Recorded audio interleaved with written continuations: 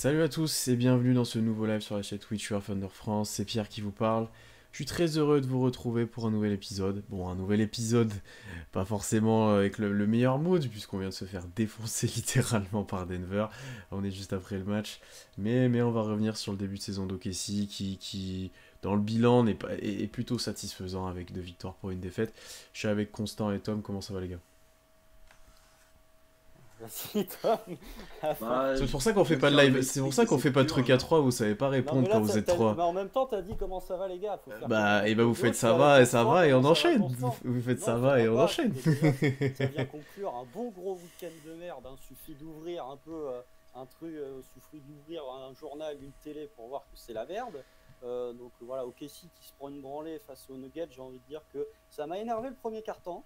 Et ensuite, il y a d'autres trucs qui m'ont énervé globalement. Donc voilà, OKC a pris une branlée. C'est pas trop grave, hein. Globalement, c'est les Nuggets. Donc voilà, on n'est pas joyeux, mais c'est pas non plus la faute d'OKC. Il faut savoir relativiser, ce n'est qu'une défaite. OKC a déjà perdu de bien plus. Il y a de ça 1 an et demi, je vous rappelle qu'on a perdu de 73. Donc, bon. C'était une époque sombre, très sombre. Non, on n'est pas dans le meilleur mood après ce match-là, mais on va revenir un petit peu sur ce qu'on a vu sur ce début de saison. 2, 3 points qui nous ont marqué, 2, 3 choses dont on veut aborder, que ce soit individuel ou collectif. Donc on va aborder ça, tout ça là dans l'heure qui suit en gros. Merci d'être là pour écouter ça, même après cette soirée difficile pour les fans du Thunder. Malgré une horaire agréable de match, on s'est pas vraiment régalé. On s'est pas vraiment régalé, contrairement au match contre Cleveland. Pour rappeler les résultats de début de saison, donc victoire à Chicago sur le premier match de la saison, assez facile. Après avoir creusé l'écart dans le troisième quart-temps face à des faibles Bulls, on pourra le revenir là-dessus. Deuxième match assez dantesque à Cleveland qui était assez diminué, mais où OKC va s'en sortir grâce à un gros comeback en fin de match et une deuxième mi-temps ratée. Pour le coup, ça aussi on en parlera je pense. Et puis ce soir, la contre-performance, un match sans pour OKC globalement et pour Shea notamment aussi, qui n'a pas du tout été au rendez-vous. Voilà où on en est, 2 victoires, une défaite. Je pense qu'on aurait signé, je pense, pour être à 2-1 après ces 3 matchs. Mais c'est quelque chose dont on va discuter. Tom, vas-y, dis-moi, qu'est-ce que tu as envie d'aborder après ces 3 premiers matchs? Est-ce que tu es plutôt satisfait des choses qui t'ont plus marqué? À voir, vas-y, à toi de jouer. Bah, comme tu l'as dit, 2-1 au bout de ces 3 matchs, on les prend parce que tu regardes le début de calendrier, ok, les Bulls, tu pouvais dire que c'était un match à prendre, mais Cleveland-Denver, sur le papier, c'était vraiment pas évident. Denver, ça n'a pas été que du papier pour le coup, c'était très très compliqué. Mais Cleveland, on profite quand même de quelques absences, mais c'est vrai que c'est un match qui est cool à prendre. On a vu de bonnes choses, on a vu la résilience de Casey. On en avait beaucoup parlé l'an dernier, des comebacks, etc. Bah, un nouveau, un nouveau comeback dans les dernières minutes. Mais ouais, ouais, bah, plutôt satisfait de ce qu'on voit, pas de tout évidemment, mais le Thunder rentre pas trop mal dans sa saison, pas comme par exemple les Bulls dont tu as parlé où c'est vraiment compliqué. Au moins on fait une bonne entame. Là, le match contre Denver, il vient entacher un peu ça, mais on affronte les champions en titre qui sont impressionnants, franchement. J'ai l'impression qu'ils n'ont pas pris de pause depuis les finales, ils sont revenus, là ils sont au taquet. Ils ont perdu Bruce Brown, bah, il y a Peyton Watson, on s'en fout. Vraiment, c'est impressionnant. Mais ouais, après, ok, s'il y a fait un mauvais match contre Denver, mais voilà, c'est pas la catastrophe non plus. Donc ouais, début de saison intéressant. De toute façon, ça fait 3 matchs, donc quand ça fait 3 matchs, il n'y a pas grand-chose à dire. Que OKC soit à 0-3 ou 3-0, de toute façon, on a tenu le même discours l'an dernier ou cette année. Donc moi, très honnêtement, ce que je veux dire, ce ne sont que des axes très légers que tu peux voir sur le début de saison. Mais dans 2 semaines, quand on fera le point au bout de 10 matchs, beaucoup de choses auront considérablement changé. Je tiens juste à dire que se prendre une belle branlée, faire ça peut ne pas faire de mal pour une petite leçon d'humilité, parce qu'il y a déjà eu pas mal de hype après 2 victoires. Ce serait pas mal aussi un petit peu de se calmer sur ça. Pas que des fans de Casey, hein. On a déjà vu pas mal de gens s'enflammer. Donc une bonne branlée, ça montre qu'il reste encore beaucoup de chemin à parcourir. J'ajouterais juste que tu es en 2-1, mais on va dire que le bilan est quand même relativement trompeur et que l'an dernier, le Thunder était en 0-3 et je ne suis pas convaincu qu'il y ait un tel niveau d'écart entre ce qu'était le Thunder l'an dernier sur les 3 premiers matchs et le Thunder sur les 3 premiers matchs cette saison. C'est juste que le match contre Chicago et le match contre Cleveland, tu es la meilleure équipe de la ligue en pourcentage de réussite à 3 points, ce que tu n'étais pas l'an dernier. Donc, victoire solide face à de faibles Bulls. Donc, je ne sais pas si tu peux vraiment en tirer un enseignement. Victoire assez miraculeuse contre les Cavs, parce qu'il ne faut pas se mentir. Au moment où les Cavs sont à plus 10, ils ont 99% de chances de remporter le match. OKC sort un comeback miraculeux, tu perds le match, ça aurait pu être la même chose. Donc voilà, c'est une victoire face à Cleveland qui, sur le plan comptable, en tout cas, est importante. La manière, quand même, relativement assez décevante, en tout cas la seconde mi-temps, mais ça fait 2-1. Il y a assez peu d'équipes de la conférence Ouest déjà qui restent invaincues. Il y a Dallas, il y a les Pels, il y a Denver.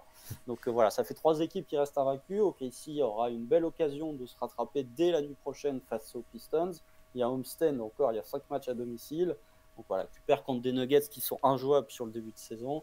Rien d'alarmant, c'est peut-être même les 2 premiers matchs qui me font un peu plus remettre en question que cette branlée contre Denver qui était, soyons honnêtes, assez attendue. On ne pensait pas non plus qu'on allait tabasser Denver. Ouais, le Homestead là, va nous permettre de voir un peu plus de cette équipe-là qui effectivement a certes gagné 2 premiers matchs, mais qui dans le contenu, moi, m'a pas convaincu. Je pense qu'on en reparlera pas mal, mais j'ai pas trouvé ça exceptionnel, à part certains passages, la fin de match contre Cleveland où t'es très fort, à part peut-être le troisième quart-temps contre les Bulls, la fin de troisième quart-temps, où tu fais l'écart. Globalement, je ne vous ai pas trouvé flamboyant.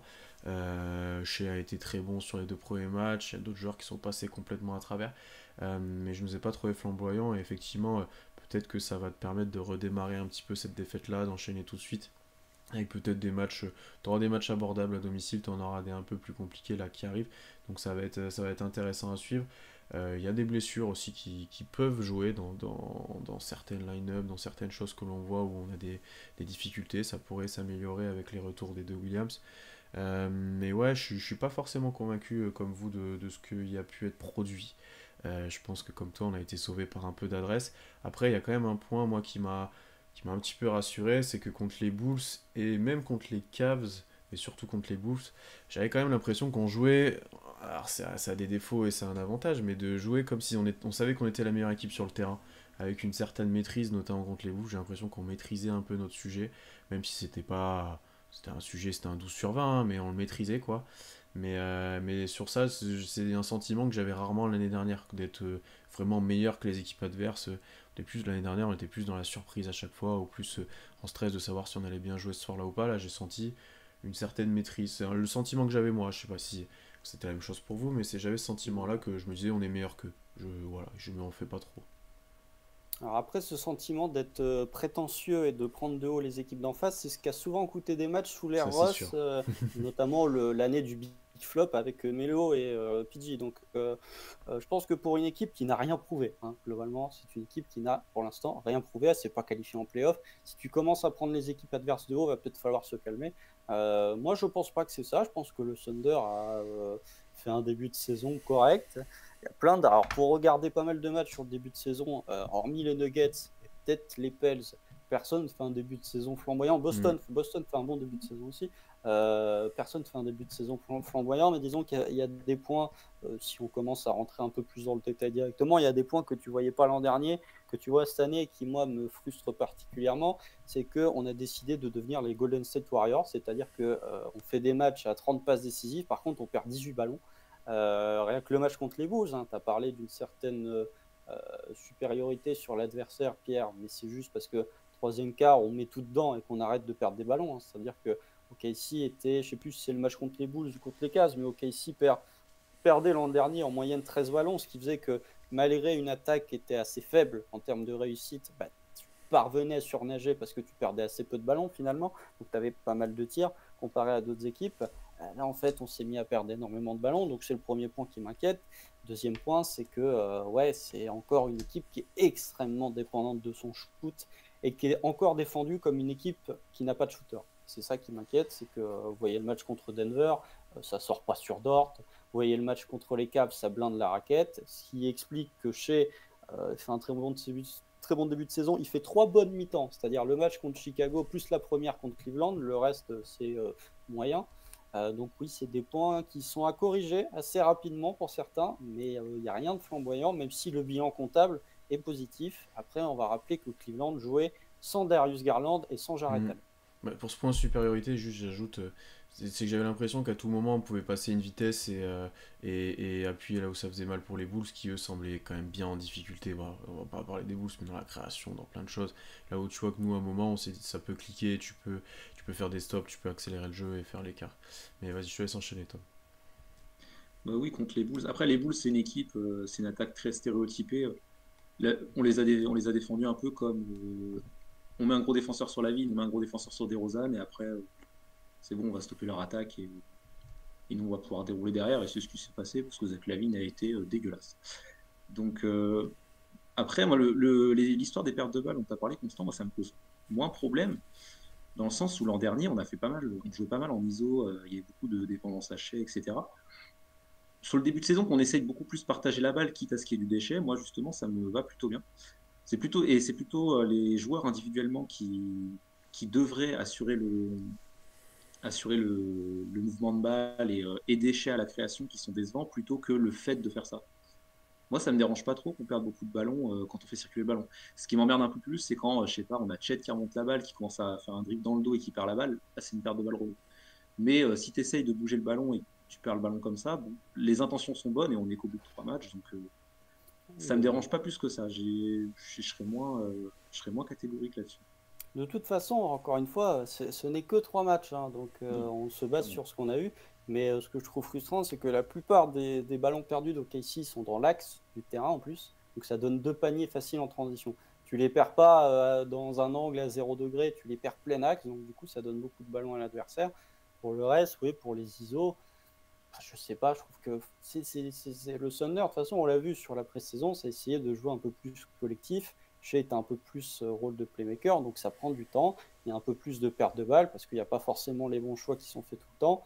Mais oui, moi, ça m'a frustré. Enfin, je trouve qu'il n'y a rien de plus frustrant qu'une perte de balles en attaque parce que tu n'as même pas l'opportunité de tirer. Et que très souvent, perdre des ballons en attaque, ça donne assez facilement 2 points ou 3 points en contre-attaque sur l'adversaire. Donc, pour moi, c'est un problème qu'il faut assez rapidement corriger parce que on reviendra peut-être sur l'adresse à 3 points juste après. Si tu retombes dans des standards qui étaient ceux de l'an dernier en termes d'adresse à 3 points, si tu ajoutes à ça les pertes de balles, ton attaque va prendre un sacré coup de moins bien. Moi, je trouve que notre attaque, enfin, certes, on essaie de passer la balle comme tu l'as dit et tout, mais je trouve pas que collectivement on soit si bon que ça, hein. Même par rapport à la pré-saison, ce qu'on avait vu. Je trouve que c'est pas exceptionnel, hein. Ça court, ça va chercher le tir à 3 points, ça tu l'as bien dit, surtout qu'on a mis dedans. Mais après, il se passe pas énormément de choses sur demi-terrain. Il y a ce fameux pick and roll inversé qui a été tant scouté là, en début de saison par au moins 2 ou 3 vidéos d'analystes qu'on a fait à outrance. Il y a pas mal de choses. On donne beaucoup la balle à Guidi, à Shea et à J-Dub qui se débrouillent un peu tout seuls à chaque fois pour essayer de jouer pour eux-mêmes, hein. Honnêtement, hein, même les passes décisives de Shea là, sur les premiers matchs où on se dit il a fait des bonnes lectures autres, souvent c'est du sauvetage parce qu'il est bloqué et qu'il peut pas tirer, hein, honnêtement. Alors il s'en sort, il trouve un joueur tout seul, hein, mais c'est du sauvetage et c'est de l'urgence parce il a rien trouvé comme tir. C'est des trucs où il est très loin dans le terrain, où il est pas du tout en mode création pour moi, hein. Mais je suis pas forcément convaincu collectivement, mais je pense que c'est quelque chose de collectif, d'équipe, j'ai envie de dire. C'est vraiment que ce soit le banc ou le 5, je trouve ça collectivement assez faible. À part presque avec Chet, où je trouve ça intéressant. On arrive à le trouver sur pas mal de situations. On arrive à le trouver des fois en mouvement quand il coupe au panier ou qu'il a un dribble à poser, il monte sur tout le monde. On arrive à le servir dans différentes situations. Il a eu des pick and pop, il a eu d'autres choses comme ça. Mais sur le reste, sur la collaboration par exemple entre chez Guidi et J-Dub, je trouve ça très faible pour l'instant. Et d'ailleurs, les 2 derniers sont très loin de leur niveau de l'année dernière pour l'instant. Je trouve ça assez faible là ce qu'ils ont produit sur les matchs. Même un J-Dub qui s'en sort. J-Dub s'en sort parce qu'il arrive à scorer sur 2-3 situations off-ball et tout, mais on-ball avec la balle en main, pardon, c'était faible. Guidi, tu sens qu'il est pas adroit, qui cherche à finir au cercle, mais qu'il a plus les accès pour l'instant au cercle de l'année dernière. Voilà, là, les deux ont pas tenu leur rang pour l'instant, je trouve sur le début de saison, et c'est ce qui pourrait coûter beaucoup de matchs à OKC pour le coup. Beaucoup de matchs, on en a perdu un. Non, non, mais dans le futur, j'entends. Hein, oui, mais souviens-toi le début de saison de Josh Giddey l'an dernier, c'était tout aussi pourri, ouais. hein, on s'en rappelle très bien, hein. Donc en novembre, allez, ouais, c'est le 1er décembre que la saison de Josh Giddey a débuté. C'est-à-dire que, encore une fois, le Thunder est à 2-1. en ayant joué les Cavs et les Nuggets. Si OKC, ce que moi je pressens, venait à paumer le back-to-back contre Détroit et que tu viens à 2-2, là ce serait déjà un peu plus inquiétant. D'ailleurs, bon, on va dire, Joe, s'il est dans le chat, il va me dire que je lui reprends sa phrase, mais ça donne très envie aux gars du Paycom Center qui ne s'étaient pas pointés depuis 4 ans et demi de revenir. Hein. L'homme opener, t'en prends 35 face aux Nuggets. Je suis pas sûr qu'ils seront là contre Détroit demain soir. Mais oui, c'est assez difficile.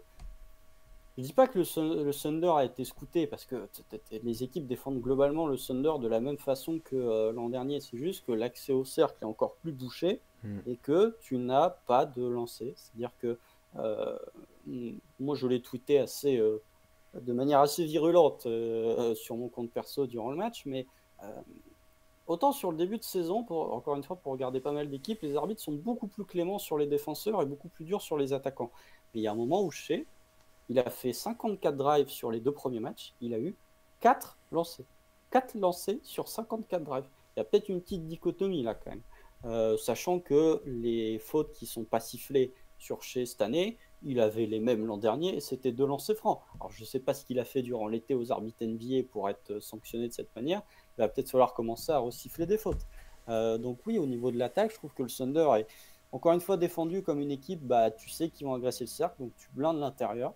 Et ensuite, c'est des situations où tu dois démarquer, où tu dois en tout cas faire une passe supplémentaire pour un shooter. Ensuite, c'est make or miss. Donc quand c'est make, ça donne plus 20 face aux Bulls. Quand c'est miss, ça donne moins 33 face aux Nuggets. On a affronté des bonnes défenses sur le papier. Sur le papier, parce que Chicago sont décevants, mais l'an dernier, c'était une bonne défense. Cleveland, même sans Jarrett Allen, tu as Evan Mobley dans la raquette, avec un bon système défensif. Et Denver, c'est pas une top défense, mais c'est une bonne défense NBA. Donc, et puis, même comme tu l'as dit, ça dépend beaucoup de notre shoot et l'utilisation de J-Dub. J-Dub est beaucoup utilisé comme un. Enfin, pas assez utilisé, je trouve, off-ball sur du catch and shoot, etc. Alors pourtant, quand il les prend, il les met pour l'instant. C'est un peu. On est dans une phase de test, quoi. Déjà, on le fait jouer. C'est lui qui joue avec le banc, en fait. Souvent, Ouais. tout seul avec le banc. Attends, c'est un gros dossier, les rotations. Hein. Genre, déjà, donc, on lui fait peut-être plus confiance qu'à Josh Giddey pour l'instant, mais déjà, voilà. Et d'ailleurs, contre Denver, sur le second quart-temps, il est bon avec le banc. Il est bon là-dessus. Ouais. Il tient plutôt bien notre attaque.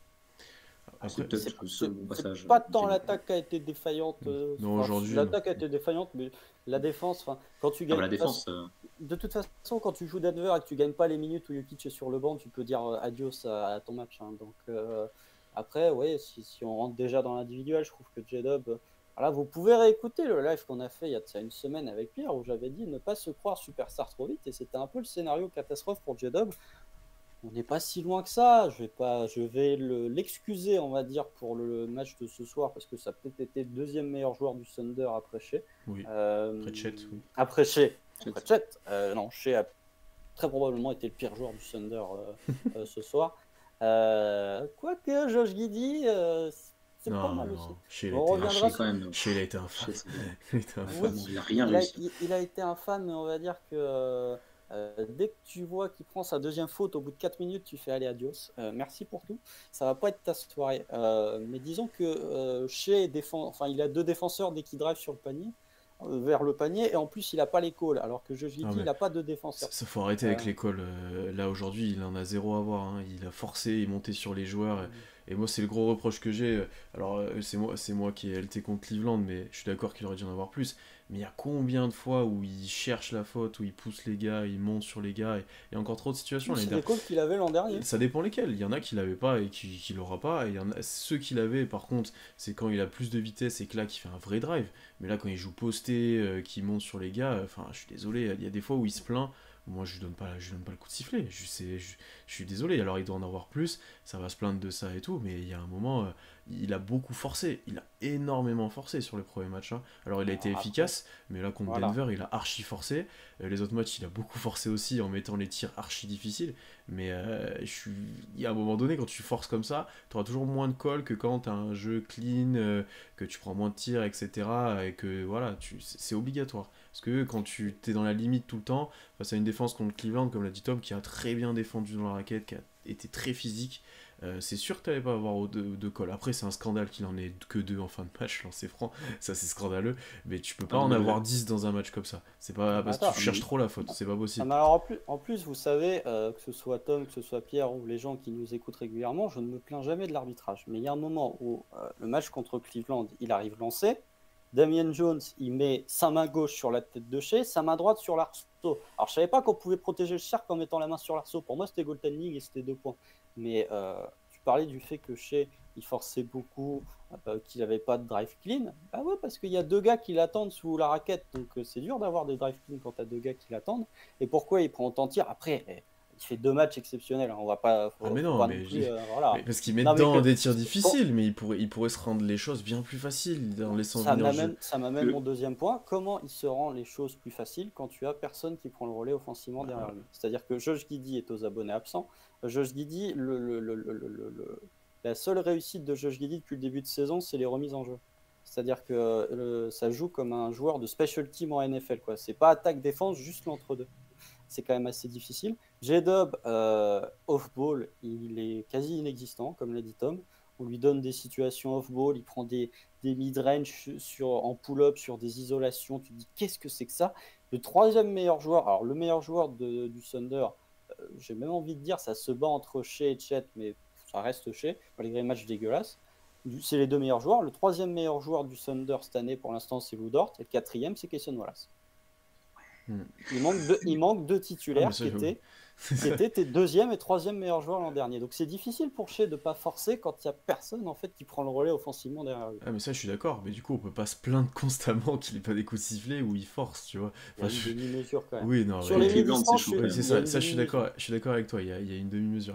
Ok, il y en a qui l'a pas eu, mais il y en a où il force beaucoup trop pour les avoir. Je dis pas qu'il y a faute sur chacun de ses drives, après on va arrêter sur les calls parce qu'il y a d'autres trucs à dire, mais moi c'est juste ce qui me perturbe, c'est le manque de consistance dans les calls qu'il avait l'an dernier. Voilà, Non, mais c'est sûr, mais ça lui a été posé, je crois, en interview là. Enfin voilà, de toute façon, ça viendra, je pense, au fil de la saison. Mais après, oui, là, les 2 gros points noirs de ce début de saison, et c'est presque encourageant qu'on soit en 2-1 avec ça, c'est que tes 2 lieutenants, ils sont pas bons pour l'instant. Et pour... Ils sont nulle part. Et J-Dub, encore, il a des flashs. Il y a des moments où il est bon. Contre Cleveland, il fait un match dégueulasse, mais la fin de match est plutôt bonne. Il est trop fort. Fin de match, il est monstrueux. Hein. Il met des tirs. 3 points, quoi. Non, parce qu'il c'est lui qui gagne l'un des derniers ballons où tu repasses devant. À un moment, il te met 2-3 tirs qui te maintiennent en vie, où c'est lui qui avait la balle en main. Et après, il te met un énorme 3 points où ça te permet de revenir. Il fait un très gros clutch. D'ailleurs, je me demande si Josh Giddey joue ce clutch-là, je pense même pas. Non. non, il est sorti. Non, c'est Isaiah Joe. Ouais, super. Je vais le défendre justement, Isaiah Joe. On va pas être d'accord sur ça. Mais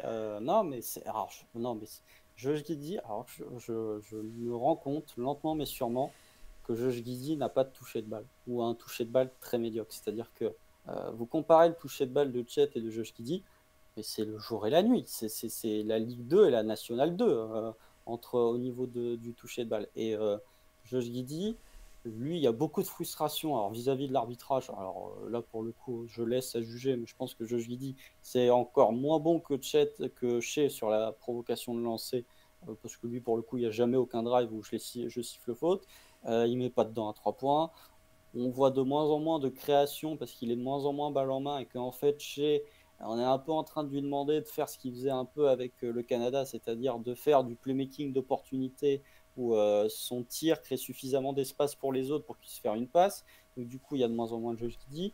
Les rotations font qu'il est très rarement avec la seconde unité et c'est plus J-Dub qui est dans ce rôle-là. Il n'a pas de jeu avec Chet.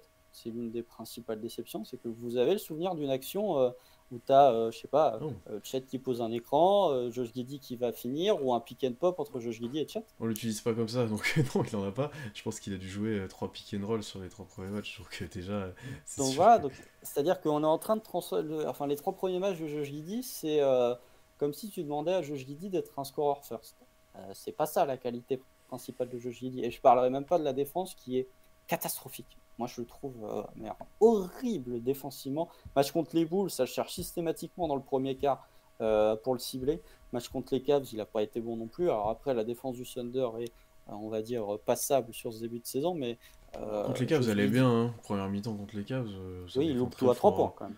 Oui, mais Ça parce va être bien. que il y a 5 minutes, déjà dès le début, 5 minutes où ils prennent pas un bon tir, hein. Genre, il se passe rien, quoi. Je- Ouais, je Ah, suis c'est pas très forcément enjolivé d'accord avec toi. par la perte de Chet aussi, Oui, contre les Cavs. Collectivement, c'était oui. moyen. C'était limite mieux sur la seconde mi-temps.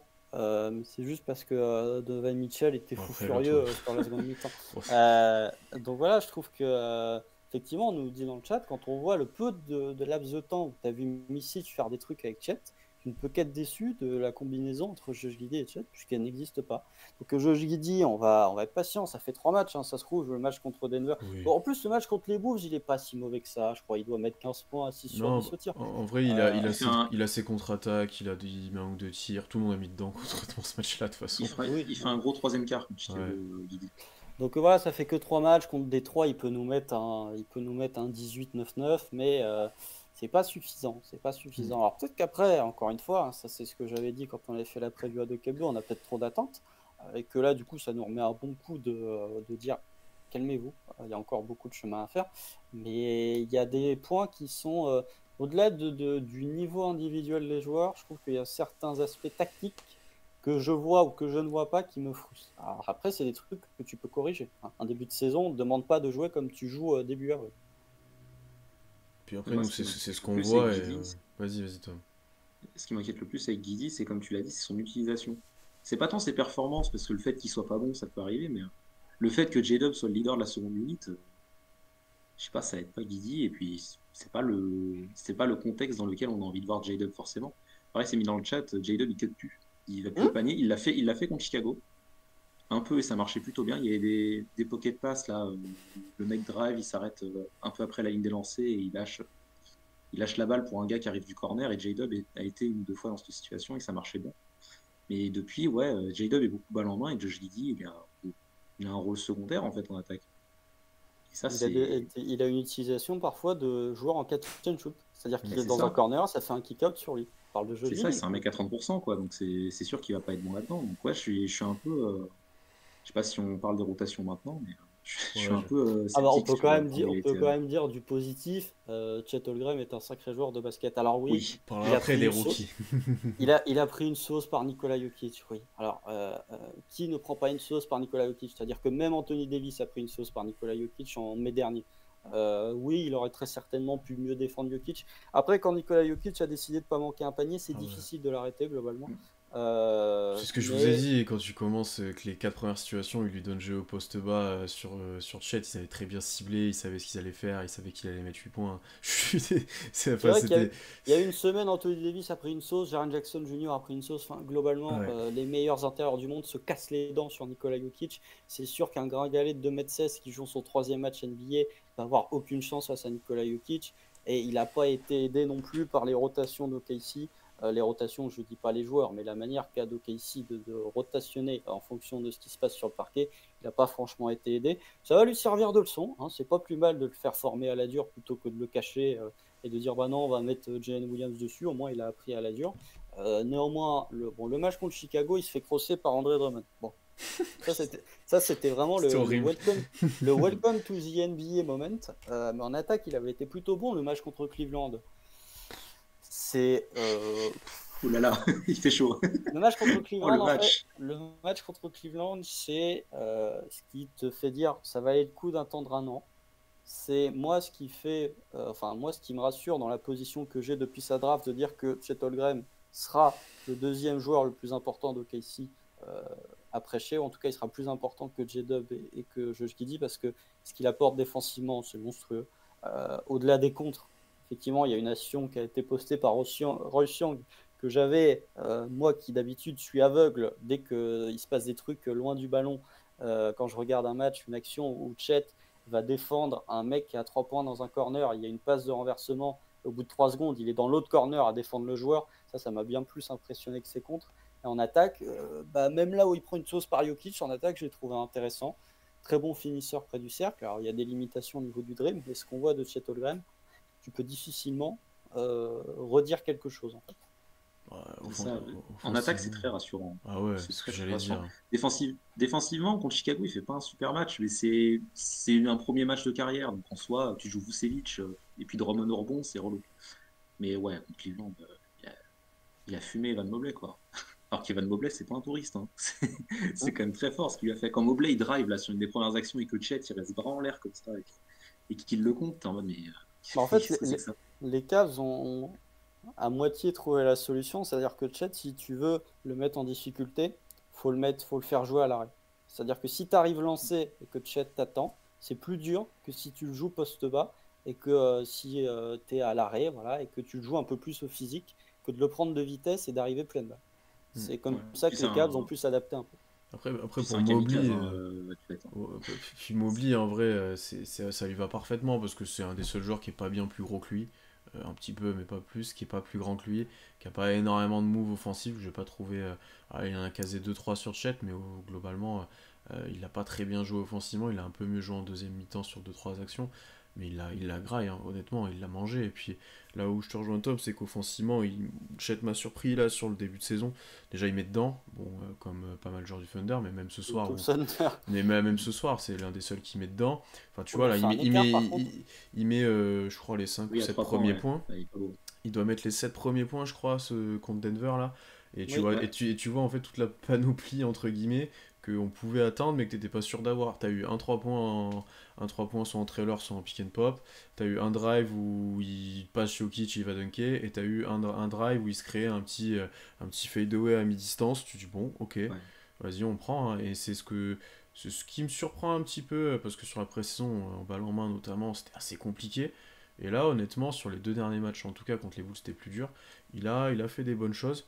Et j'aime bien parce que il monte sur les gars, il a pas peur d'aller au cercle, il se prend des grosses fautes, ça dit rien. Enfin voilà, vraiment, il y a un ou deux N1 qui met avec beaucoup de toucher, très intéressant. Voilà, on n'arrive pas encore à le servir assez bien sur alley-oop, pick and roll, etc. Souvent ça va finir C'est du par des boulot, hein. flotteurs. D'ailleurs, à un moment, il a mis un flotteur, je crois, contre Cleveland, après dribble, enfin, Tony Bah, Parker. même Non, celui-là, là. non, c'est Il sérieux. met Ouais, même là, contre Denver, là, ouais. premier quart, il met un flotteur. Enfin, si Josh Giddey fait ce flotteur-là, ça part au troisième rang, quoi. Donc, Abuse ouais, pas non plus. C'est toujours non, mais plus. enfin, vraiment, Aïe, aïe, aïe. il y a une différence de toucher de balle. Enfin, Chet, encore une fois, c'est un truc, on l'a dit souvent, c'est pas que un défenseur, c'est Ah près oui. du cercle, c'est un vrai bon finisseur. Et- Après, pour les 3 points, tu sens qu'il a sa petite zone quand même, hein. C'est l'inverse de 45. Zaya Joe. Quand il met Ouais. dedans, c'est 45 à droite, quoi. C'est sa zone. Ouais, mais tu vois, Ouais, c'est impeccable, du coup. celui qui prend contre Cleveland en trailer, là, Ah, il est ballsy, mais il ça, après, on est. Voilà, franchement. Ça, c'est la théorie du enfin, du good shot, bad shot, pour rendre hommage à Paul George. C'est que ça tombe dedans, on applaudit, ça fait brique, on se prend la tête à deux mains en disant qu'est-ce qu'il a fait, quoi. Donc, Après, défensivement, sans faire une vidéo d'1 heure comme ça, de Vecini, on va attendre avant de faire ça. Non, il y a plein de. Ce qui est bien, c'est qu'on peut l'utiliser de plein de manières différentes. Et même sur pick and roll, il y a déjà eu plein de coverage différents. Il a ça à switcher, ça fait du drop, ça fait du headshot. On a tout essayé, je pense, et on va, je pense, continuer de tout essayer. D'ailleurs, c'est peut-être un point négatif sur notre défense. Je trouve qu'on est très mauvais sur pick and roll. Mitchell nous a allumés. Ce soir, on s'est fait détruire par Jokic Murray, bon, alors, forcément. après, le pick and roll Murray-Jokic, Non, ça oui, arrive oui, à c'est des pour gens ça. très bien de se faire démonter, hein. C'est pour ça, là, je dis, bon, ok, mais on s'est fait détruire. Mitchell nous a détruit sur le pull-up. Bon, après, voilà, c'est des pull-up.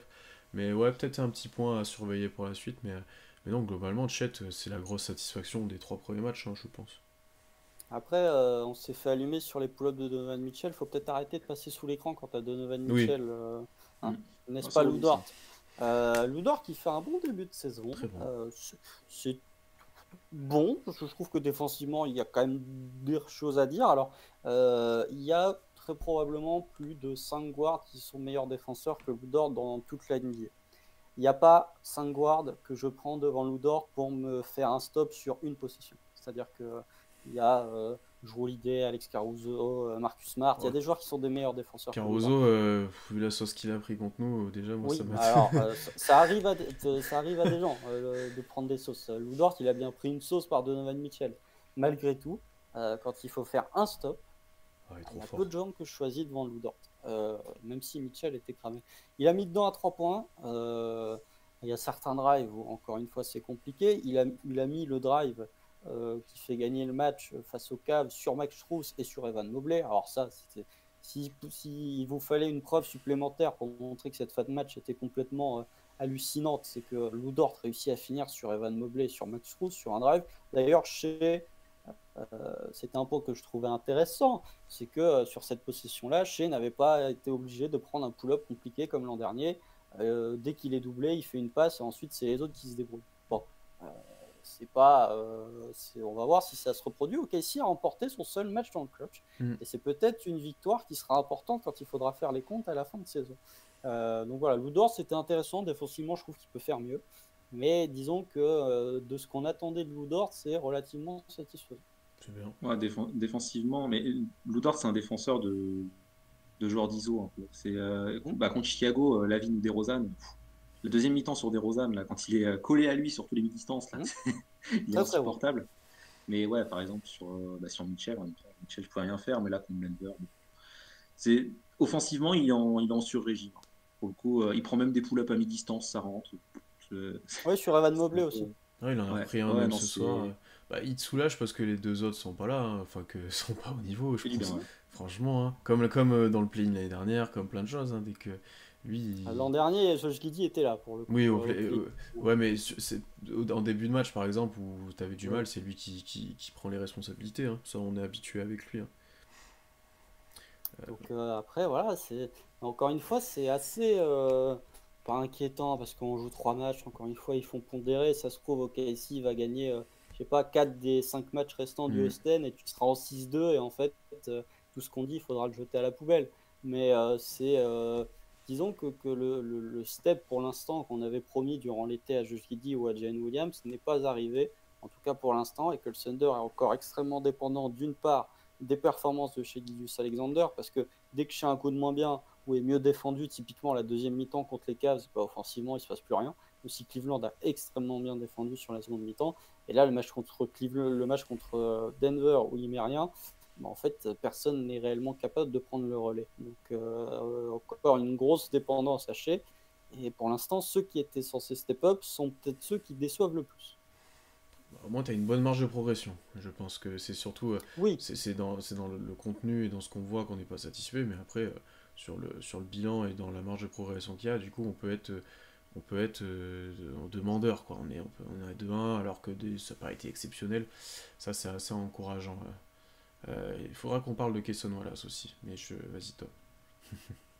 On peut peut-être parler de Cason Wallace en abordant les rotations. Hein. Je vois dans le chat, est-ce que l'absence les mauvaises performances de J-Dub et de Didi, c'est une question de forme ou plutôt coaching? Je sais pas pour vous. Bon, je pense que c'est une question de les deux. C'est les deux, mais je sais pas. Je trouve que Degnaud ne les met pas dans les meilleures situations. Je suis un peu.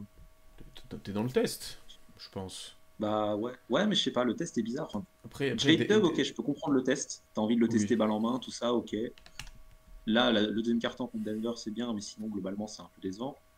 Mais par contre, Josh Giddey, je vois pas ce que tu testes avec Josh Giddey à part vas-y shoot.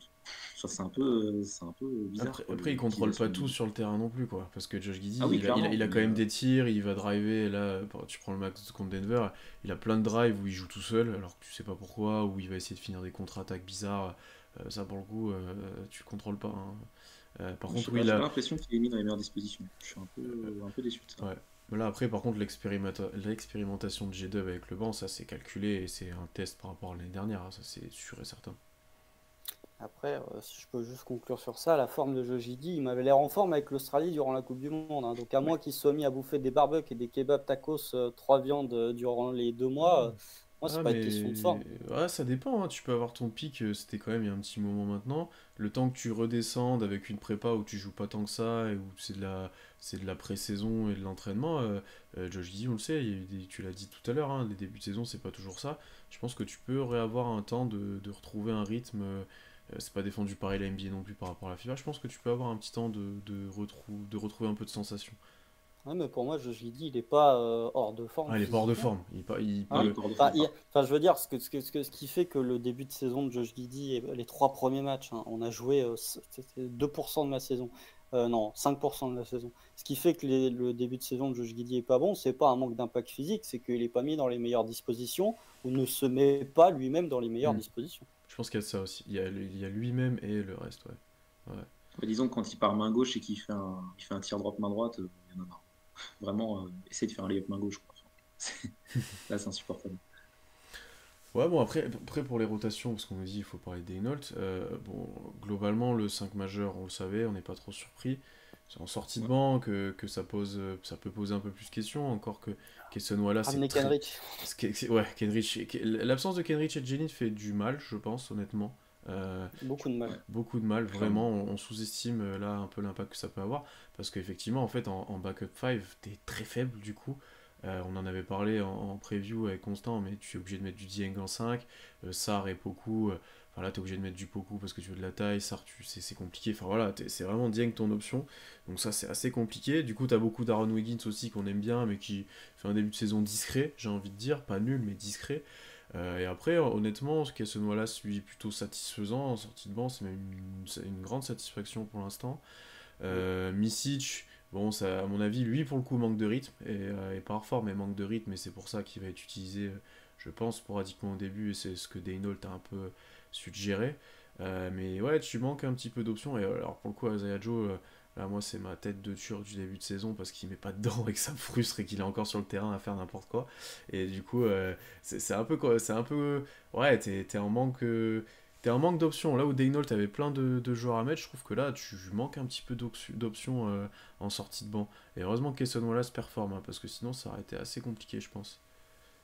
Bah, c'est-à-dire que j'ai vu le match Wizards-Grizzlies cet après-midi. Quand j'ai vu Mike Muscala lockdown Jerry Jackson Jr. au poste et lui mettre un panier sur la tronche, je me suis dit, il n'y a pas moyen de le récupérer.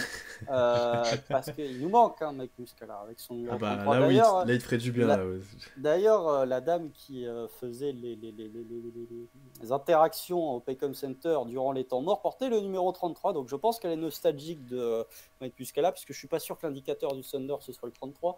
Non, après, pour ce qui est la problématique, c'est qu'en fait, on savait que en backup 5, le Thunder était léger. Le problème, c'est que tes deux alternatives au backup 5 sont blessées. Mm. Kenrich, ça fait depuis quand? La mi-février qu'il n'a pas joué un match NBA. Ça fait 8 mois, hein, que Kenrich n'a pas joué un match NBA. Il serait peut-être temps de revenir aussi à un moment. Tu vois, quand je te disais out indéfiniment, que c'était pas franchement rassurant, bah, on n'a toujours pas de news en fait. Tu ne dois même pas s'entraîner, contrairement à Jane Williams. Mm. Kenrich, il t'aura apporté, voilà, notamment face au Cavs, il t'aura apporté plein de solutions tactiquement sur ce que tu aurais pu faire. Même face à un Ron Gordon, tu aurais pu Ah tenter oui. autre chose que de balancer le pauvre Ousmane Dieng, que je n'ai pas envie de taper, mais clairement qui n'est pas un backup 5 pour NBA. Cason Wallace, c'est la vraie satisfaction, parce que j'avais peur, on l'avait dit dans le live, j'avais peur qu'en attaque, il soit timide. Et ben, il est plutôt bon. Donc c'est ça que je trouve intéressant. C'est notre meilleur Alors, joueur sur pick and roll, déjà. Mais en tant que poseur d'écran, je Posé pense très en bon tant d'écran. que poseur d'écran. que c'est notre meilleur Euh, joueur. Kenrich a joué, oui, sur les matchs de pré-saison, mais je parle en match officiel Officiel, NBA. ouais. Mais c'est vrai que Cason Wallace Mais- bon, après, Chet nous pose quand même des écrans relativement corrects. Non, ouais, bien sûr. Mais oui, il y a cette problématique du backup 5. Alors après, des blessures, il y en a déjà dans toutes les équipes, hein. On va pas parler de Memphis qui, eux, sont terrassés par les blessures, mais ça peut jouer aussi sur un mauvais début de saison. Mais disons que oui, Cason Wallace, c'est ta seule satisfaction en sortie de banc. Isaiah Joe, je le défendrai en disant que oui, il met pas dedans, mais il a encore défendu comme un mec qui met dedans. C'est-à-dire que euh, à partir du moment où les défenses arrêteront de défendre Isaiah Joe comme un shooter, disons que de par sa présence, même s'il ne met pas dedans, ça libère des espaces de drive. Alors après, il ne met pas dedans sur les kick-outs, je suis d'accord, mais la fameuse gravité qu'on utilise souvent pour parler de Stephen Curry, disons qu'au moins Isaiah Joe écarte le terrain, ce qui n'est pas le cas si tu mets un joueur comme Ousmane Dieng par exemple. Ouais, mais C'est un bon choix il de. peut pas faire les choix de kiffer actuellement, de tir. J'ai pas dit, Après, il j'ai pas dit que drive, il c'était fait des bien. passes. Je crois que c'est Top qui a tweeté tout à l'heure qu'il se prenait pour Devin Booker sur le pull-up. Ah Là. ouais, Oui, dans il le fait un pull-up, c'est pull-up en scandaleux dans la Scandaleux. ligne, hein. Oh là là là là. C'était Qu'est-ce que c'est scandaleux. que ça? Franchement, c'était. Il fait un pull-up en contre-attaque, Ah ouais. ça je suis d'accord. Mais il a au moins cette capacité Ouais, de faire que les défenses écartent le terrain quand il est c'est là, vrai. ce qui fait que c'est lui qui est là sur la fin de match contre les Cavs et que c'est pas Josh Giddey par exemple. Alors après, C'est si les ça. défenses se rendent compte qu'il shoot à 28% toute l'année, ils arrêteront de sortir sur lui et là pour le coup il sera complètement useless. C'est Mais ça contre Cleveland, il nous fait beaucoup de bien là-dessus, hein. oui. S'il dort un espace de drive, par exemple, quoi. Voilà, et c'est pour ça que Mike Muscala, eh ben, tu le foutais face au panier, above the break, et tu le servais sur piqué. Bon, bref, je vais arrêter de regretter Mike Muscala, mais quand je vois ce qu'on doit se farcir en backup 5, ça me frustre.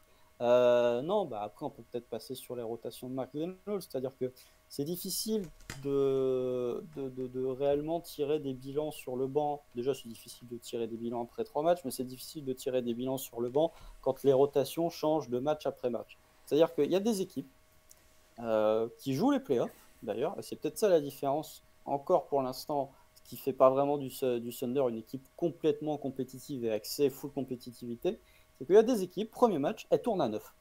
Elles tournent à 9. Les Warriors, ça tourne à 9, les Suns, ça tourne à 9. Ils ont la rotation, le 5 majeur, le banc établi. Du côté d'OKC, Mark Delholt l'a dit, les 20 premiers matchs, c'est une phase d'expérimentation des rotations. Premier match, tu te retrouves avec J-Dub, qui est le leader de la seconde unité. Quel passage horrible! Il n'y avait pas de création, il n'y avait personne qui pouvait faire un truc, c'était horrible. Je trouve que on peut reprocher beaucoup de choses, entre guillemets, à Mark Delholt. Moi, le principal reproche que je ferais sur les rotations, c'est pas qu'elles soient fluctuantes, parce qu'on sait qu'il veut expérimenter, on sait que ça peut tourner à 11 ou à 12, ça, c'est pas le problème. C'est que c'est trop court, en fait. Premier match, il nous sort Lindy Waters, fin de premier quart face aux Bulls, il joue 30 secondes, tu le revois plus.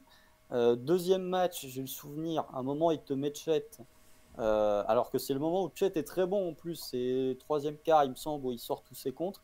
Il te sort Chet, il fait rentrer Dieng, il ressort Dieng, il remet Chet pour 2 minutes, il le ressort, il le fait rentrer. J'ai pas compris. En fait, c'est au-delà de l'utilisation, je comprends pas les rotations de Mark Delholt. Ça, c'est tous les ans. Pour Waters, je peux déjà te dire que il est rentré en mode handball, il est rentré que pour l'attaque. C'est sûr que pour la dernière Pourquoi tu attaque mets du pas carton. Davis Bertans? Ah oui, par contre, oui. ça, par contre, je suis Waters, d'accord il met avec pas toi. ses tirs. Ça, par contre, je Pourquoi tu mets pas Davis je suis Bertans? d'accord avec toi. Bertans, du coup, est-ce qu'on met pas Davis Bertans pour éviter qu'il joue assez de matchs pour son contrat ou j'en sais rien. Mais pour le coup, si tu fais ça, autant le faire avec Bertans qu'avec Waters.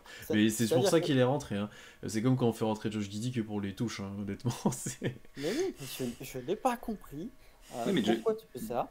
Pourquoi tu fais sur le match contre Denver, tu fais rentrer beaucoup, et le match contre les Bulls, tu fais rentrer ça? Je comprends pas en fait. Il y a des trucs que je ne comprends pas. La non-utilisation, on nous dit dans le chat, la non-utilisation de Davis Bertans, je comprends pas non plus. En fait, c'est 75 matchs hein, pour avoir son contrat garanti l'an prochain. C'est pas 25% des matchs qu'il doit jouer, donc tu peux le mettre, hein, ça coûte rien. Ou dans ce cas-là, il fallait garder Jack White si tu n'avais pas prévu d'utiliser Davis Bertans du tout. Je comprends pas en fait. Ça change rien, tu l'aurais pas fait jouer non plus. Hein. Bah oui, mais quitte à pas faire jouer un gars, autant prendre un mec qu'on considère comme moyen et pas un gars où on peut se dire oui, il peut apporter. C'est-à-dire que Bah si, Davis Bertans. faut mieux avoir C'est-à-dire Bertans que- dans ton roster que White. Oui, mais t'en fais rien. T'en fais Bah, rien. c'est pas donc, grave, si un jour tu veux en faire quelque chose, tu l'auras, alors que White, tu en bah, feras rien. pour l'instant, on n'en fait rien. En tout C'est cas. comme de. Ou non, ça c'est pour le coup, je suis pas d'accord avec toi. Vaut mieux avoir le maximum de joueurs potentiellement jouables sur ton banc, même si tu les fais pas jouer. Au moins, si un jour tu veux le faire jouer, il est là, quoi. Enfin, je Non, suis mais désolé. alors, disons que si tu avais gardé Jack White au lieu de Davis Bertans, je comprendrais pourquoi l'un joue pas comparé à l'autre. C'est-à-dire que Oui, oui, si mais. c'est voilà, plus dans ce sens-là. Puis pour l'instant, on le voit pas. Alors, est-ce que défensivement, il est trop limité? Ça, j'en sais rien. Et le dernier reproche que je ferais, c'est que les rotations de Shea, c'est les mêmes que l'an dernier. C'est-à-dire, il joue tout le premier quart-temps, il joue tout le troisième quart-temps. Par contre, il faut arrêter de le faire revenir alors qu'il reste 4,30 dans le carton. Moi, je trouve que tu fais revenir Shea trop tard. Match contre Cleveland, j'ai mis plusieurs fois, il est rouché. Tu es tellement dépendant de lui que les minutes où il est pas là, tu les sens passer. Comme c'est des stretches qui sont plutôt longs, bah, ça se sent encore plus passer. Il joue 35 minutes contre Cleveland. Hein. Enfin, tu peux pas le faire jouer 48 minutes tous les Non, matchs, c'est pas possible. c'est pas ce que je dis. Je dis si tu fais. Si, tu dis C'est- que au les lieu de faire stretches, 12. tu dis que les stretches sans lui sont trop longs. Dans ce cas-là, tu veux le faire jouer 38. Non, dans Si. ce cas-là, au lieu de faire 12, non mais au lieu de faire 12 tout le carton, tu le sors au bout de 10 minutes. Au lieu de le faire rentrer avec 6 minutes dans le deuxième carton, tu le fais rentrer au bout de 8. Ouais, mais dans ce Le cas-là, truc t'as qui me un pose stretch au problème, milieu qui est grand aussi. oui, C'est c'est le le même. stretch où les bancs jouent. Alors que là, au moment où il revient, les titulaires des autres joueurs sont revenus. C'est ça qui me pose. Enfin, les titulaires des autres équipes sont revenus. Donc ensuite, voilà, c'est des stretches qui ont été faits l'an dernier. C'est mais les mêmes stretches que l'an dernier. Tu vois, à l'inverse, t'as Shea qui joue contre des bancs aussi. C'est C'est ça pas mal qu'il faut aussi. que tu te dises. Le fin de premier carton, Shea il te casse la gueule au banc adverse tout le temps.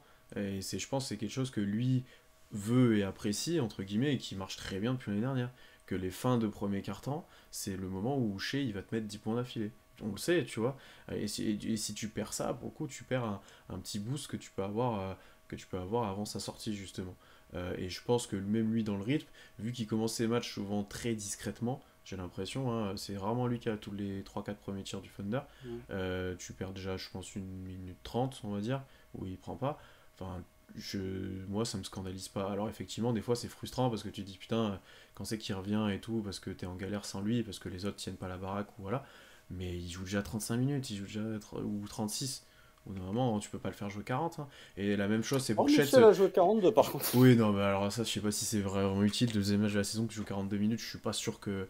Et c'est pareil pour Chet. Ils ont pas gardé. Moi, j'étais frustré que Chet sorte contre les Cavs ou autre, mais quand tu vois qu'il est les mains sur les genoux, qu'il semble vraiment fatigué, que vu les efforts que ça lui demande, comme tu dis, de faire des défenses d'un bout à l'autre du terrain, de défense sur les grands, etc., je pense qu'il a pas 35 minutes dans les cannes, et donc tu es obligé de le gérer plus ou moins. Alors après, je suis d'accord avec vous qu'il y a eu des tests chelous, mais on s'y attendait, il y a eu des tests assez bizarres, ou sur des minutes, où peut-être en fait il se dit, ah là, il faut que je remette un grand, ah là, il faut que j'essaie ça, ou voilà. Est-ce que c'est parce qu'en face, il y a un joueur qui l'a ciblé enfin, tu vois, voilà, il peut y avoir plein de facteurs qu'on ne voit pas, ou qu'on ne sait pas, ou qu'on n'explique pas en tout cas. Mais après, sur le reste, sur la rotation, moi, je suis pas du tout surpris, en fait, de ce qui se passe. Et après, effectivement, c'est limité. Sur le banc, c'est limité pour l'instant, parce qu'il te manque 2 joueurs qui, pour moi, seront en sortie de banc plutôt important, et parce que Misic pour l'instant tu l'as peu utilisé parce que je pense qu'il manque de rythme, et après moi une problématique c'est que j'ai l'impression que tu vas manquer un peu de physique, alors à voir quand il y aura Jalen et Kenrich, mais pour l'instant tu manques beaucoup de physique sur le banc, hein. Donc ça nous va bien quand le backup 5 contre Cleveland, c'était qui jouait 5 à un moment, t'avais Dean Wade qui jouait. Damian Jones. Ouais, et puis à un moment, je crois ils ont joué avec Dean Wade en 5, enfin tu vois, t'avais des trucs comme ça nous va bien. Ça nous va, alors que quand c'est Drummond, comme tu l'as dit Tom, ça nous pose un peu plus de problèmes physiquement. En tout cas, et c'est pour ça que. Damian Jones, c'est un beau bébé quand même. Ah oui, non, par contre, oui, quand c'était Jones, ça nous embêtait, je pense, tu vois. Voilà. Ça, je suis d'accord, mais que quand ça joue small, ça nous arrange parce que je pense qu'on manque un petit peu de physique. Où t'as Misic qui est obligé de défendre des 3 un peu faibles qui sortent du banc, mais bon, physiquement c'est dur. Enfin voilà, ça c'est un truc à surveiller. Après, ouais, les C'est ça qui est rotations. une problématique qu'on avait soulevée déjà dans le Hmm. podcast preview, hein. Ouais. On tombe pas du pommier, hein. Et même si Jalen Williams revient, tu manqueras toujours de physique sur le poste 5 hein, en tant que backup, hein. Et c'est pour ça que Wiggins joue pas mal là sur ce début d'année, parce que c'est un des seuls qui a cet impact-là, je pense. On nous dit dans le chat, c'est vrai que Sarr joue pour ça aussi d'ailleurs, hein. Oui, je pense. Enfin, l'impact Et physique. je pensais qu'il jouerait plus, mais du coup, je pense qu'il est trop limité sur le reste pour. Enfin, on lui fait pas confiance, je pense plutôt. Après, Je pense que je préfère avoir Sarr il que a joué Schmandiang, hein. En backup 5 en tout cas. offensivement à voir. Ouais, mais pas dans le jeu Dieng contre Chicago, offensivement, c'était pas mal. pas dans le jeu Mais- qu'on veut mettre en place en fait. Tu vois, c'est triste à dire, mais on veut tellement développer ce truc où Oui, Dieng, bah il va- après, dans ce cas-là, tu joues avec 4 mecs qui font 2,06 m et qui portent la balle. Enfin, il y a un moment où, toi comme moi, on sait qu'on n'est pas fan des pivots, mais il y a un moment où, quand tu joues Aaron Gordon au poste 4 et que t'as pas de pivot ou t'as pas de joueur un peu physique, bah, tu te fais démonter la gueule. Quand tu vas jouer, excusez-moi pour la grossièreté, quand tu vas jouer Jalen Duren la nuit prochaine, Oh, je se suis faire très détruire. curieux de voir la match-up contre Chet, mais Ouais. tu risques de te faire un peu démonter la Franchement, figure. le Duren Stewart, c'est le pire match-up pour nous, je pense. Alors, Stewart, il est physique, mais il joue loin du cercle. Donc Ouais, mais- ça va. Mais C'est un alors, shooter, par contre, Jalen Duren contre Chet, je suis très curieux de voir ce que ça va donner. Surtout que Chet est plafonné au niveau de ses minutes, c'est-à-dire qu'il a plafonné, que ce soit lui physiquement ou via les rotations de Mark Denote, c'est qu'il a 30 minutes. Il a 30 minutes, point barre. Jalen Duren aura plus que 30 minutes. Donc il y aura des minutes où Jalen Duren sera sur le parquet et Chet ne sera pas sur le parquet. Je suis bien curieux de voir comment OKC va faire, surtout que Jalen Duren monte des bouts de playmaking, donc si tu viens le doubler, il y a potentiellement danger. Et oui, effectivement, le Thunder est une équipe à qui le small ball sied et à qui profite le small ball. Et c'est pas une découverte, c'était un truc qui était déjà là l'an dernier. Et c'est pour ça qu'on nous dit, mais il faut s'adapter à un moment. Ben, en fait, ça dépend. Est-ce que si tu t'adaptes, tu gâches un peu ce que tu essaies de mettre en place et ta façon de jouer qui est small ball, si tu veux mettre absolument que des grands. Donc il y a un milieu à trouver, c'est sûr, quand tu te fais trop ouvrir en deux, à un moment, il faut réagir. Mais. On n'a pas notre option small ball Kenrich Williams aussi, hein. Ça marchait bien Pour parce moi- que pour Kenrich moi, en c'est 5 il Kenrich. fait le boulot. C'est Bien ça. plus que Jalen, c'est l'absence de Kenrich qui pèse. Parce C'est que ça. Kenrich, il a montré qu'il pouvait défendre sur des grands, un minimum. Jalen, il n'a pas montré qu'il pouvait défendre tout court, donc pour le coup, Alors, c'est sûr que Kenrich va dur. plus manquer. Jalen, il est utile en attaque, hein, mais... Ah, mais disons que si tu veux passer dans une optique de small ball, je préfère avoir Kenrich en 5 qu'avoir Dieng en 5. Bah oui, non, mais ça c'est sûr. Si tu veux aller au bout de tes idées, Avec que Et, des et- ball handlers, je préfère et Kenrich. d'ailleurs, tu auras peut-être les deux sur le terrain, donc il fait quand même plus de taille Oui. et plus d'impact. Et ça, pourquoi pas? Mais c'est même sûr, je pense que tu auras ça assez rapidement, hein. Mais ouais, Bah, dans la mesure où Kenrich revient, quoi. Mais oui, non, oui, non, après, après c'est sûr que voilà. Mais bon, OKC a joué. Alors, les backups, c'était quoi? Du coup, c'était André Drummond, Damian Jones et allez, on va dire Zik Aaron Nagy. Gordon, quoi. Zik Zeke Nagy, Nagy, t'as eu un voilà. moment. Il Alors, a et joué puis, un peu puis après, t'as eu du dans les small ball openers. en face aussi, hein, honnêtement, hein. T'as eu un peu de tout, je pense. Donc, ouais, ouais, Mais de toute façon, OKC est une équipe qui manque d'impact physique, hein. ouais. Et là, contre les Pistons, ça va se voir, parce que les Pistons, ça joue bien physique aussi, C'est full notamment physique. défensivement. C'est full physique, les Ouais, en défense, ouais, c'est full Ouah. physique. Les Cavs défensivement nous ont maltraités sur l'impact physique, ce qui était une des grandes qualités de Casey il y a de ça quelques années, est devenu une faiblesse. Alors tu compenses par des qualités techniques, mais si tes joueurs qui sont censés être meilleurs techniquement et compenser leurs défauts physiques par des qualités techniques, notamment Josh Giddey, répondent pas présents, bah en fait tu es au même niveau techniquement que l'adversaire, mais physiquement tu te fais Hmm. démonter. Donc, Ouais, toi, Tom, on t'a pas trop entendu sur les rotations. Est-ce que ça t'inspire pour l'instant? Est-ce que ça te frustre? Est-ce que. Ah ouais, j'aime pas trop, hein. Déjà Lindy Waters, j'en peux plus. Après, là, on l'a peu J'ai jamais vu, il vu a un. pas eu tant de jeu, en vrai. Ouais, mais même, enfin, non, c'est même pas ses performances en soi, mais c'est le fait qu'il rentre en étant la caution shoot alors qu'il tourne à 35%. C'est- ah ça, je comprends pas. Je comprends pas ça. Genre, Lugensdort, il shoot quasiment aussi bien que lui, quoi. C'est Bon, quand il même doit mieux choquant. shooter, même maintenant, je pense, hein. Je sais pas ah non combien il non est. non non, Au début de moi saison, oui, mais Bah oui, sur le en début de carrière, saison. non. sur le début de saison, mais il a pris un tir à 3 points, Lady Waters. Il a dû en prendre un dans le garbage, mais C'est Cason Wallace Je le sais meilleur à pas. 3 points de l'effectif, de toute façon. bah, il doesn't miss. Donc, Lou Dort, il est Ah, à mais 2. par contre, Cason Wallace, il profite peut-être un peu de l'absence de Kenrich parce qu'on le voit faire pas mal de trucs, même off-ball, prendre du rebond offensif, être un peu En bah, vrai, ce que fait Kenrich, c'est-à-dire il se balade sur le terrain et il fait que des bons plays. en C'est vrai, un peu ce que fait Cason c'est Wallace. incroyable parce qu'on l'utilise de toutes les façons possibles, sauf en tant que meneur de jeu. Tu vois, c'était vraiment. C'est Il est clair. utilisé off-ball en spot-up où il met dedans à 3 points.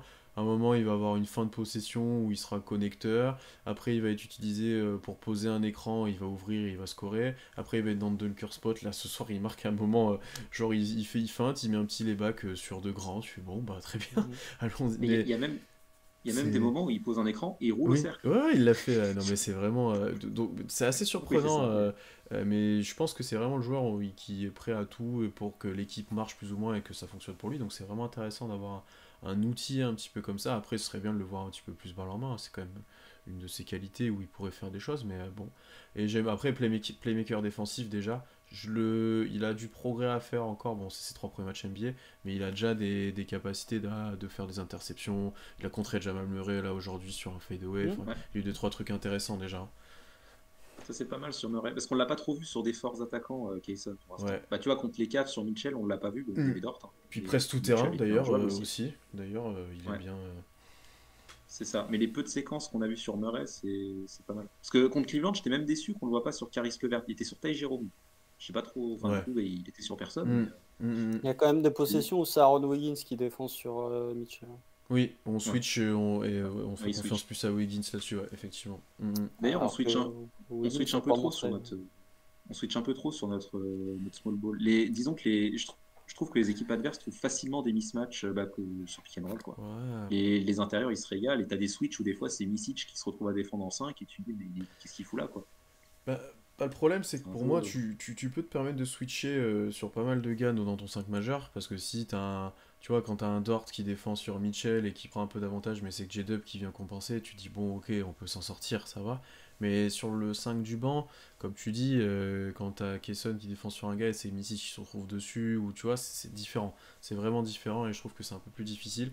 Alors est-ce que du coup on doit adapter comment on défend avec le banc et tout, mais ça va mettre du temps, ça va mettre du temps, Ah oui, c'est clair, il va falloir s'adapter. Mais tu vois, sur de la défense small ball, on l'a déjà fait l'an dernier. hein. Là où défendre avec Chet, il y a peut-être besoin d'une période d'adaptation.